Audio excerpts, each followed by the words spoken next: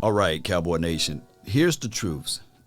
The Dallas Cowboys, with this wide receiver of wanting versus needs, I get all of that. But Jerry Jones just mentioned that the Cowboys need Odell Beckham. Now, that may be a far of a stretch right there or reach, but I can tell you that if they decide to bring this man in for a cup of coffee, there's nothing wrong with it. See what he got. Kick the can over. I always say bring players in for a cup of coffee. Now, the argument versus if versus maybe, stop it, Cowboy Nation, right? So these are the things that we have to realize and understand. If Odell Beckham checks out, it could be possible that he is better than Jalen Tolbert. I know his resume is, right? Then Noah Brown. He could be better than actual Simi Fehoko or what James Washington brings to the table. Those are the facts of this situation. Now, you bring him in for a cup of coffee, work him out, and if everything works its way out, then you sign him in for a good deal. Now, granted, hear me out. This is sounding like the storyline from the fan base of not wanting the Honey Badger, right? Because of two reconstructed knees. I remember the story vividly. Stephen Jones said, we like our guys. A third of the fan base said, we don't need the Honey Badger. And all I seen was the Honey Badger lifting up a Super Bowl trophy. That's all I've seen. Because people were literally saying, we got Xavier Woods.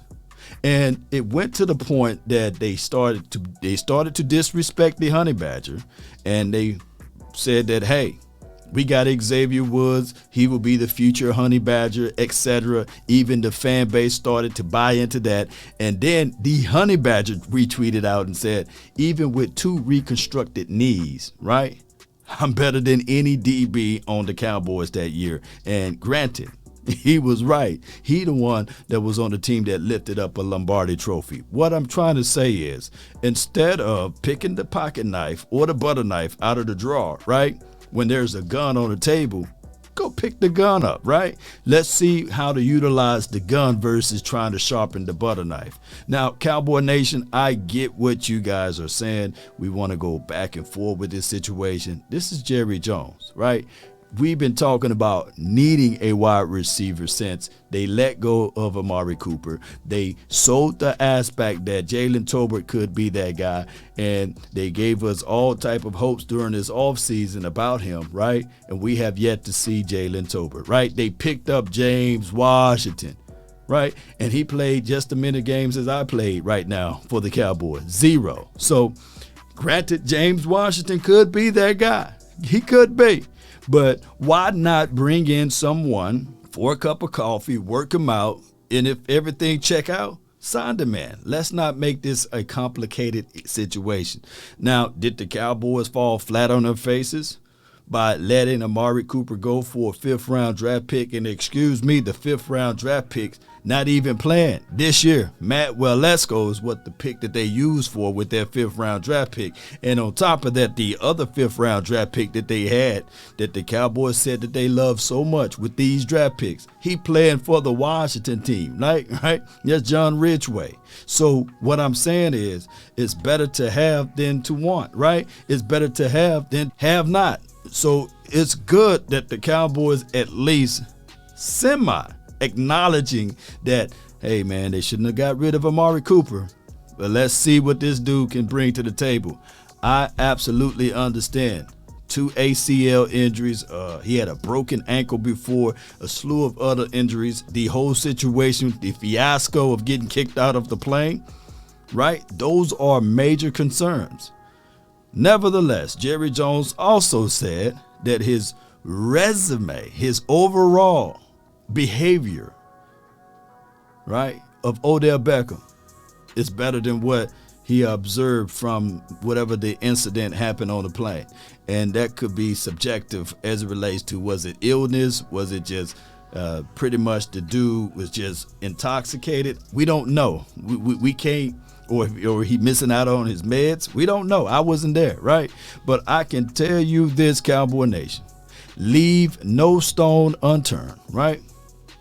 Make sure you cross your T's, dot your I's. And this is that situation. Let's stop making a mountain out of a molehill. And let's go back to this too. Last year was Kellen Moore's third year ever calling plays. Don't you think that there will be some growing pains in that? Right? So yes, he nutted up in the playoffs. Yes, he shied away from the run. But that was his third year ever. Right? Being an offensive coordinator. Now this is his fourth season. Of course, he should call and dial up better plays. There will be many of hiccups. This is his fourth season. I'm talking about Kellen Moore. For those who say that if you pick up another wide receiver, that he will become pass happy. Well, excuse me. He's pass happy before the wide receiver came. You guys are literally acting as if Odell Beckham was the reason why the Cowboys lost to the Green Bay. Odell Beckham was the reason why the Cowboys had the loss to the Tampa Bay or the Eagles. No, he wasn't on this team. Philosophies and scheme may change. Nevertheless, it's up and predicated to the coaches anyway to raise said talent, right? To develop a scheme and process. And you mean to tell me that more talent is taken away from the talent that you have? Come on. No, it would mean that the Cowboys were not a Super Bowl team if they can't handle one player, if they can't handle the talent. It goes all the way back to the situation of the Tampa Bay Buccaneers when they went and got Antonio Brown. They didn't need Antonio Brown. Shoot. They already had Mike Evans. They already had the tight end. They already had the quote-unquote other wide receiver that was on that team, Chris Godwin and all of those other boys. They didn't absolutely need him, but they knew that he would elevate the said team. And you pair him up with Tom Brady and company. They won a Super Bowl. It didn't work out the next year, but you guys get what I'm saying.